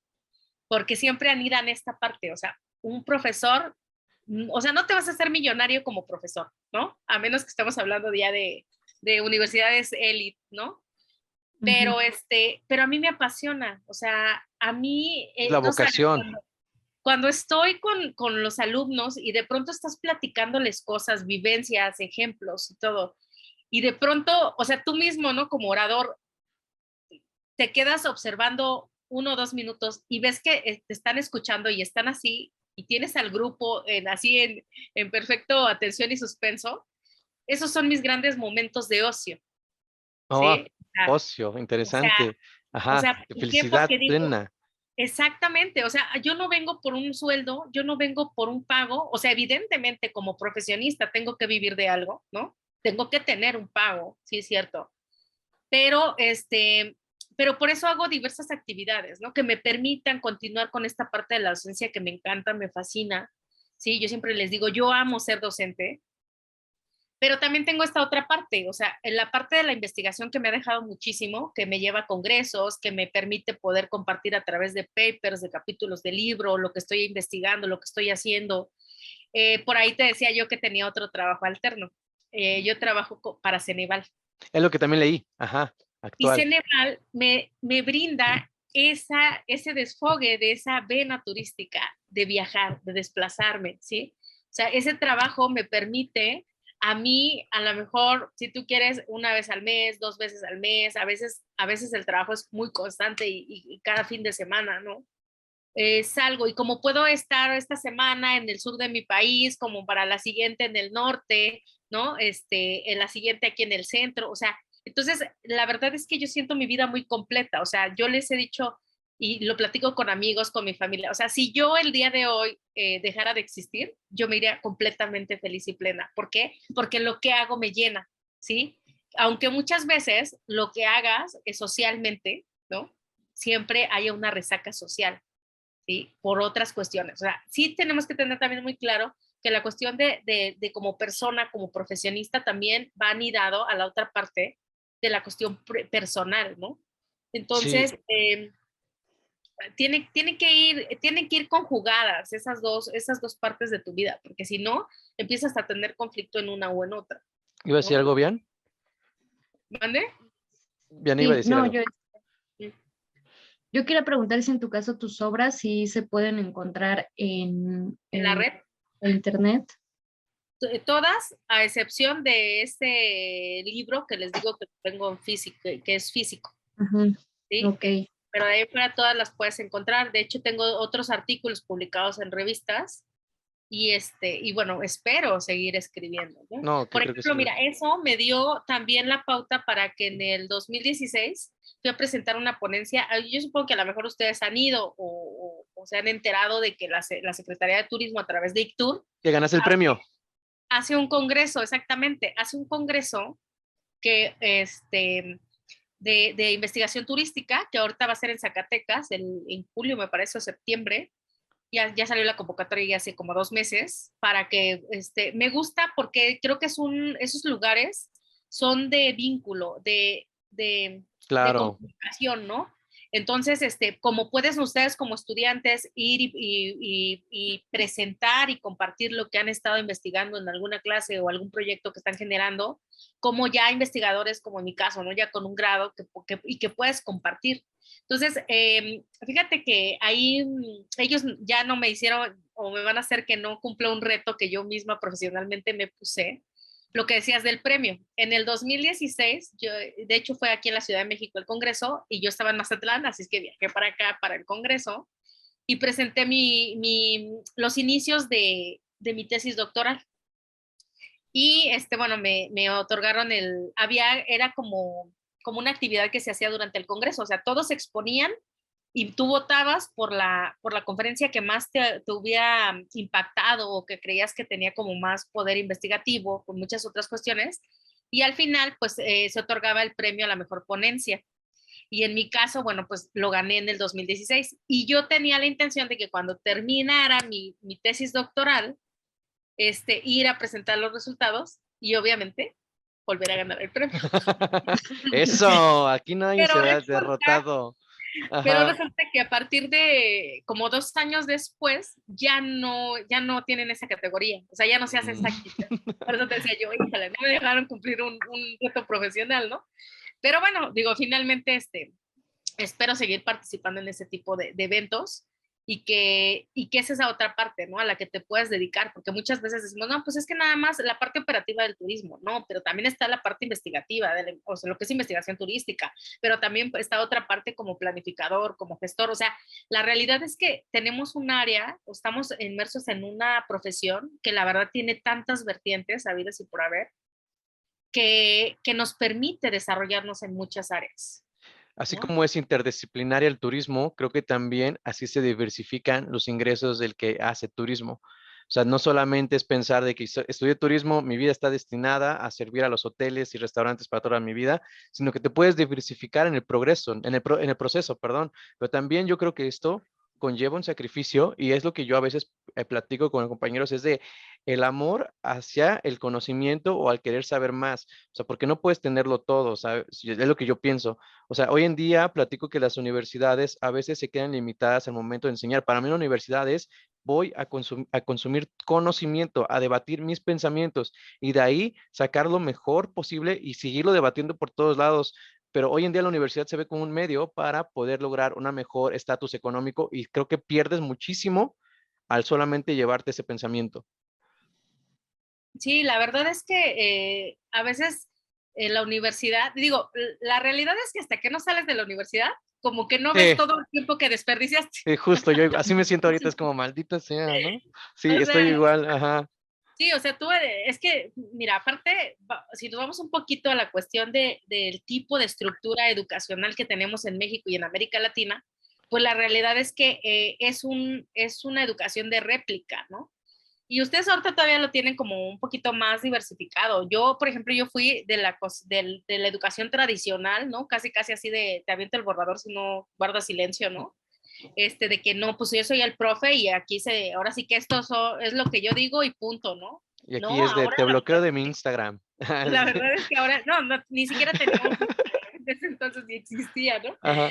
Entonces, ahora ya creo que hay mucho más de dónde poder, antes, si querías estudiar, o sea, si eras un alumno matado, ¿no? Que yo les digo de biblioteca, pues tenías que ir a la biblioteca, lo que hablamos ahorita de la parte virtual y de la parte física, ¿no? De la literatura. O sea, yo, por ejemplo, en mi caso, era que, pues definitivamente tenía, o sea, yo iba a leer a la biblioteca lo que me interesaba.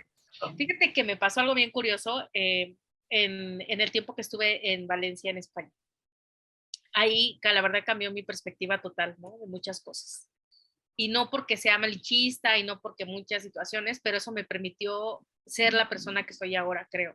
Y me gusta en lo que me he convertido, ¿no? Fuera de una situación egocéntrica, creo que lo que soy ahora y lo que puedo compartir a muchas personas, y creo que eso es lo que me da la docencia, yo lo Ujú. aprendí allá. O sea, aquí no tenemos la educación de la lectura y que aunque parezca cliché y aunque ya lo hemos oído un sinfín de veces, es una realidad. La lectura engrandece, la lectura te da mayor conocimiento, te da un valor de opinión, bueno, hasta te enseña a escribir, ¿no? Inconscientemente. Entonces, fíjate que me pasó que allá en épocas de exámenes la biblioteca está abierta a las 24 horas. Órales. Entonces, ellos ya tienen como bien conformado su estructura educativa como estudiante, inclusive, son súper autodidactas, Que arman sus grupos de estudio, ¿no? He estado escuchando también. arman grupos de estudio, unos se van y dicen, no, pues toda la noche me voy a estudiar y ya salgo a las 6, 8, que es como cambio de turno, que aunque no es oficial, pero ya lo sabes, y ya te vas a casa, te duchas y regresas a tus exámenes por la tarde, ¿no? Y luego otra vez, ¿no? Te quedas toda la noche y así, o a la inversa. Hay quienes van todo el día, ¿no? Y ya en la tarde noche, pues ya se van a su casa, descansan y al otro día igual, ¿no? Ujú. Y yo, fíjate, ilusamente, cuando empecé a ver ese tipo de cosas en la biblioteca de la universidad, porque aparte está llena, o sea, no hay lugares así como que, pues hoy me voy a las 10 de la mañana y ya encuentro el lugar donde sea, ¿no? Este, digo, yo ahí en la universidad, de pronto sí había días que en lo que agarraba la onda, pues no alcanzaba lugar, estaba lleno, todos los pisos, porque aparte era un edificio completo, la biblioteca de los taronchers, que así se le llama, que son los naranjos en valenciano. Y total que dije, pues yo tengo ilusa, dije, pues yo vivía en el centro, había varias bibliotecas, dije, pues me voy a ir a la biblioteca por mi casa, ¿no? Pues aquí no puedo. No, pues sorpresa, o sea, los chavos de secundaria, de prepa, en esas bibliotecas, y llenas las bibliotecas, ¿no? Entonces fue como, tengo como un efecto así de que, ching, o sea, yo aquí en México, porque ahora ese es otro rollo también, ¿no? Los intercambios académicos. O sea, yo ahora les digo, ahora se los dan como panes, o sea, salen del horno y aquí y casi casi se los ofrecen, ¿no? Así como que quién se quiere ir. Sí, Y aquí ya, Vianey participó en uno de esos. así. qué padre, ¿no? O sea, y Sí. fíjate que en mi época, y digo ya en mi época porque tiene mucho, no, o sea, era currarte, ganarte un intercambio, era ser el mejor estudiante casi casi de tu generación, era un promedio, o sea, eran muchas cosas, el idioma de acuerdo al país que te querías ir. Entonces, yo, por ejemplo, muchos decían, ay, de seguro escogió España porque no quiere trabajar otro idioma. No, lo que pasa es que nosotros en turismo, recordemos que España es el principal promotor de toda la innovación en turismo, ¿no?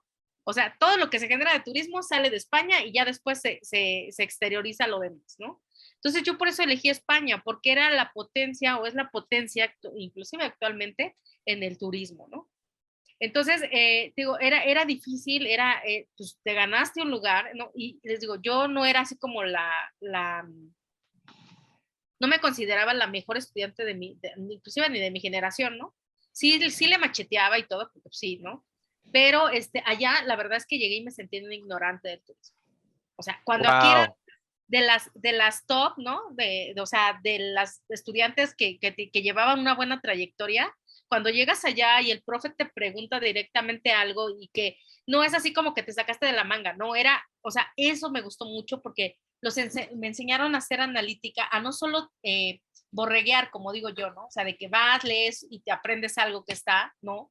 Sino lo analizas, ¿no? Y eso era en las clases de allá. O sea, Me imagino algo así como citar cosas, ¿no? Como, no sé, Monsiváis dice en el libro tal, tal, tal, tal, y tú dices, ajá. aprendí a Ajá, hablar de esa manera, o sea, de hecho, a ajá. expresarme de esa forma, ¿no? Allá las clases estaban divididas en dos tipos, que era la teórica y la práctica. La teórica era como en salones así, tipo salas de Cinemex, enormes, con un montón de alumnos, pantalla enfrente, Uy, siempre he tu querido eso. cátedra allá, Ujú. y él hablando y hablando y hablando y hablando, y tú, ¿no? Y así como que poniendo atención pero no podías, o sea, sí contestaba una o dos preguntas, pero como éramos 150 alumnos, pues era así como que, pues no nos podía contestar a todos, ¿no? Ujú. Entonces, esa clase era como más para afinación teórica como tal, de conceptos, de todo el rollo, y luego tenías tu clase de práctica, donde a lo mejor era ese mismo profe o otro, y eran grupos ya reducidos como de 15, 20 personas, donde ya exteriorizas tus dudas y donde ya hay una retroalimentación de todo, ¿no? Lo que en primera te dan unos dossiers, unos libros, y yo estoy acostumbrada un poco a trabajar de esa manera también en mis clases. Al inicio del curso das todas las lecturas, las diapositivas, todo lo que vas a ocupar, y el chavo va a reprografía, bueno, allá íbamos a reprografía, que aquí son las fotocopiadoras, y pides del número 3 de la materia tal, y ya, ¿no? Tienes todo tu material para todo el semestre, ahí lees tú todo lo que tú quieras, ahí vienen las referencias del profe, que va a utilizar a lo largo de todo el ciclo, ¿no? Y entonces ahí te digo, ya vas preparado, o sea, no Ujú. vas como aquí en México a aprender ese día al aula, sino ya debiste de haber leído todas las lecturas que el profe te dio en ese dossier y que ya vas a llegar y le vas a decir, profe, tengo tal duda de tal autor, casi casi en tal renglón, ¿no? De tal página, porque él dice esto y yo no estoy de acuerdo, por esto y esto y esto, ¿no? Porque según este otro autor, o sea, esa forma es en la que es la educación en esos países, ¿no? Y por eso podemos ver la gran diferencia, ¿no? De lo que de pronto tenemos aquí en México. Aquí no, la gran mayoría no está acostumbrado a ser autodidacta. Todo queremos que lleguemos al aula y el profe en 2 horas, sí, o en 4 horas a la semana, que es imposible, me dé todo lo que me tiene que dar para que yo aprenda. Y eso, ¿sabes dónde también lo he comprobado? En Ceneval hay un examen que se llama el EGEL, que es el examen de general de egreso de la licenciatura. Mucha gente que sabe que trabaja ahí, luego me preguntan, oye, ¿pero qué tengo que estudiar? Todo, ¿sí? Desde primer semestre hasta 10º semestre, hasta 8º semestre que dura tu carrera, porque es un examen general de conocimientos, por ejemplo, del área de turismo. ¿Qué quiere decir esto? Que un chavo de la Universidad de Yucatán, de Campeche, de Querétaro, de Los Cabos, ¿sí? Tiene que saber sobre turismo. Sí, Entonces tú llegas a ese examen y es un examen estándar, que hayas estudiado en una escuela pública, en una escuela privada, son conocimientos básicos de todas las áreas de finanzas, contabilidad, geografía, tecnologías de la información, idioma, tal, que todos tienen que saber sobre el turismo y sobre obviamente todas las áreas que se hace ese examen, ¿no? Porque no es exclusivo de turismo. Y entonces ahí es donde ves que el chavo, pues nada más iba estudiando, ¿no? Para pasar sus semestres, ¿no? No adquiría, es que ahora sí que hacían aprender sin H y no aprender con H, ¿no? ok, ok. eso es lo que nos hace falta. Creo que eso en gran manera nos hace falta para llegar a otros niveles de conciencia, de análisis crítico y sobre todo de tomas de decisiones. El turismo es mucho esa Claro. parte. Sí, yo apenas platicaba con uno de los chicos que estoy trabajando ahorita sobre eso. Yo quiero aprender data. La data y la toma de decisiones es lo importante en esta profesión porque te ayuda a hacer muchísimas cosas. Y también una cosa importante es que yo siento que hoy en día en turismo, a los estudiantes de turismo se les embellece lo más posible el trabajo. Es como, vente acá a Xcaret, vente a la costa, todo esto va a estar bien hermoso, aquí te la vas a pasar bien. Y lo que no saben es que pues realmente vas a trabajar, pero vas a trabajar de otra forma y no vas a crecer en el ámbito, pues a lo mejor de saberes, ¿no? De saberes, que creo que a veces eso ayuda más, que es lo que el país necesita más, personas que conozcan más cosas y cómo funcionan las cosas para empezar a expandirnos por toda la República. En sí, México no solamente es la península, México es algo increíble, pero creo, De norte maestra, a sur. para ir terminando, porque igual ya se nos alargamos bastante, tengo como unas preguntas que pueden ser cortas y pues, son preguntas largas y las respuestas suyas pueden ser cortas, como quiera, para ¿Sí? ir terminando, ¿no? ¿Qué Ok. consejo le daría usted a los alumnos de turismo hoy en día que acaban de escuchar esto, o personas que aman el turismo, sobre si, o sea, acerca de el ejercer, cómo cambian ese paradigma? Pues mira, yo cuando el primer paradigma con el que iniciamos, creo, la plática fue la situación de que el turismo, o quieres ir a turismo viaja, ¿no? O es para viajar. Yo creo que sí. Fíjate, a diferencia de lo que se maneja, sí, claro que pues, hay empresas turísticas, hay puestos, ¿no? Que sí te permiten realizar eso. O sea, que Ujú. tampoco crean que no se hace. Claro que sí. O sea, que evidentemente son en minoría, sí, también es una realidad, ¿no? Pero yo creo que el turismo, lo que decíamos también hace un ratito, es tan multidisciplinario. O sea, podemos trabajar en tantos lugares, en tantas cosas, agencias de viajes, aeropuertos, ¿no? Líneas aéreas, terrestres, restaurantes, o sea, centros ecoturísticos, o sea, hay tanto de dónde que mi consejo sería, elijan bien a qué área o qué perfil es el que quieren desarrollar en su vida profesional dentro del turismo. ¿Y qué va a pasar? Pues que van a ser felices haciendo eso, ¿no? Yo amo una frase que dicen por ahí, ¿no? Elige bien en qué trabajar y nunca trabajarás, ¿no? Claro. Yo creo que eso es lo más importante, o sea, ¿qué es lo que a ti te gusta de esta parte del turismo que es magnífico, que es extraordinario, que, bueno, digo, yo llevo más de 20 años en el área y soy muy feliz, ¿no? Creo que si no hubiera estudiado turismo sí sería una persona frustrada. Entonces yo creo que es eso, o sea, realmente elegir lo que a ti te guste hacer, porque eso te va a hacer feliz, independientemente de que muchas veces lo que te guste hacer no te va a hacer millonario, ¿no? Claro, por supuesto, súper de acuerdo con eso. Otra pregunta que tengo es, perdón, Eh, bien, dale bien, perdón. Tengo una pregunta acerca sobre la resiliencia resiliencia sobre el turismo gastronómico, porque pues a raíz de esto de la pandemia, pues tú ya tienes un festival, o bueno, estás dentro de la organización de un festival en esta zona oriente de la Ciudad de México, pero justamente quiero saber qué tan resiliente es este tipo de turismo. Fíjate que afortunadamente creo que muy resiliente, o sea, a raíz de que se empezaron a cerrar los establecimientos de alimentos y bebidas por esta cuestión, llegó el grandioso y famoso delivery, ¿no? Ujú. Ese servicio a domicilio, donde llegó para quedarse. La realidad es que aunque salgamos de pandemia, el delivery llegó para quedarse.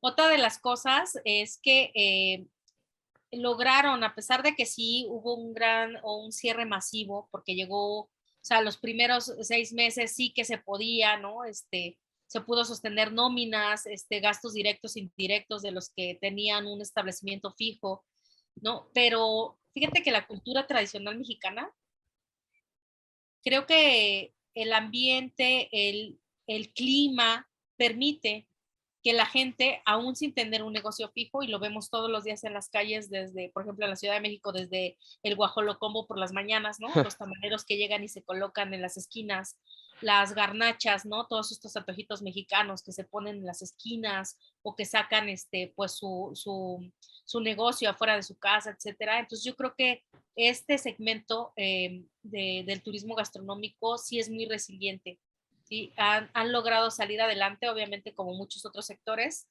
pero se han buscado alternativas, ¿no? Por ejemplo, ahorita dijiste que me acordara de una tendencia que ya no está nueva, porque recuerdo que la leí ya hace como unos 3 años, obviamente en Europa, aquí no se ha desarrollado tanto, donde se crean escenarios gastronómicos diario por las noches o por las tardes, donde se vende un boleto, un servicio, así se le llama en gastronomía, donde un par de chefs llegan, montan en un lugar muy, muy icónico, especial, cocinan ahí, hacen el servicio, termina el servicio y vámonos. Al día siguiente nos ponemos en otro lugar. ¿Sí? Llámese el techo de una catedral histórica, llámese una casona de arquitectura, a lo mejor hasta abandonados, ¿no? Entonces creo que sí se han generado muchas cosas. También, por ejemplo, muchos chefs también iban a cocinarte a tu casa. O sea, si eres una persona que trabaja todo el día y querías tener una cena especial, lo contratas, él va, hace la cena en tu casa, te hace el servicio, degustas, ¿no? Cenas rico, a lo mejor está romántico, si es con tu pareja, si es con amigos, etcétera, y termina el servicio y se va, ¿no? Entonces creo que son muy resilientes, o sea, han buscado muchas alternativas para poder generar esta parte. Ahora recordemos que una experiencia gastronómica integral tiene que poner en juego todos tus sentidos a la vez. Desde visualmente, ¿no? Es más, desde el olfato cuando viene tu platillo, ¿no? Llegando y te lo colocan enfrente de ti y te enamora la vista por el montaje. Y luego el tacto cuando lo degustas y se hace esa experiencia integral. Creo que eso se puede hacer en muchos lugares, no necesariamente en un establecimiento fijo. Y nada más voy a cerrar con unas cosas que ya no te dije de los chiles en nogada. Fuera de ser, ahora sí que de romperte paradigmas. Fíjate que, y eso creo que va con la cuestión de que también me había preguntado tu compañera, lo del producto gastronómico. Un producto gastronómico pues se va a determinar por muchas cosas, cuestiones culturales, cuestiones ancestrales inclusive. Y por ejemplo, en el caso del chile en nogada, han surgido muchas situaciones a lo largo de estos años. Por ejemplo, evidentemente su origen, que hay varias teorías, ¿no? La cuestión de la famosa novia, ¿no? De Puebla, de familia acomodada, que lo crean para la cena de compromiso, la más comercial, esta parte de Iturbide, ¿no? La cuestión de que, por ejemplo, si se come capeado o no capeado, si la cuestión de que si va a temperatura ambiente o se sirve caliente. Y son, yo creo que diferentes situaciones de cómo un platillo tradicional mexicano se puede degustar, ¿no? Hay muchísimas cosas, pero a mí me preguntan, por ejemplo, ¿no? Mucha gente me dice, oye, recomiéndame cuál es el mejor chile en nogada de la ruta del Festival de Chile en Nogada, ¿no? Y lo que yo les comento es, ¿sabes cuál es el mejor chile en nogada? El que te gusta a ti. Claro. Porque cuando a mí me piden una recomendación, miren, por ejemplo, ahora que ya estoy más inmersa, que ya obviamente ya sé un poquito más del platillo como tal, de sus características, cuando alguien me dice, bueno, recomiéndame en qué lugar, primero le digo, ¿te gusta la nogada dulce o salada? ¿A poco hay dos? Ajá. Entonces, por ejemplo, ya le digo, si me dice dulce, le digo, mira, tal y tal restaurante o tal y tal cafetería lo sirven dulce, ¿sí? O sea, les hago la recomendación no en función de mí como evaluadora gastronómica, sino la cuestión de qué es lo que esa persona le va a realmente dar una experiencia gastronómica satisfactoria e integral. Y eso es lo que muchas veces erramos cuando damos una recomendación. O sea, porque a mí me gusta el señor tal de sus tamalitos de tal lugar o los tlacoyitos, creo que le va a gustar a todo el mundo y no es así. Cada quien tiene un paladar distinto, con gustos diferentes. Lo que te decía, ¿no? Por ejemplo, siempre sondeo, siempre perfilo a la persona antes de recomendarle cualquier situación.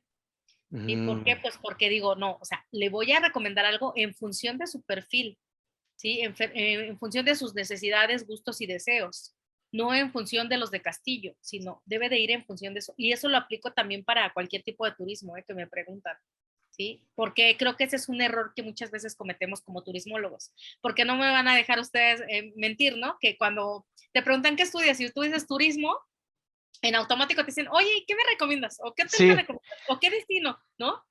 Y que creo que esa parte de la cultura y la geografía turísticas es algo inherente a nosotros, o sea, lo debemos de saber. Mira, yo, por ejemplo, tengo la fortuna, ¿no? Actualmente ya de conocer todo mi país, ¿no?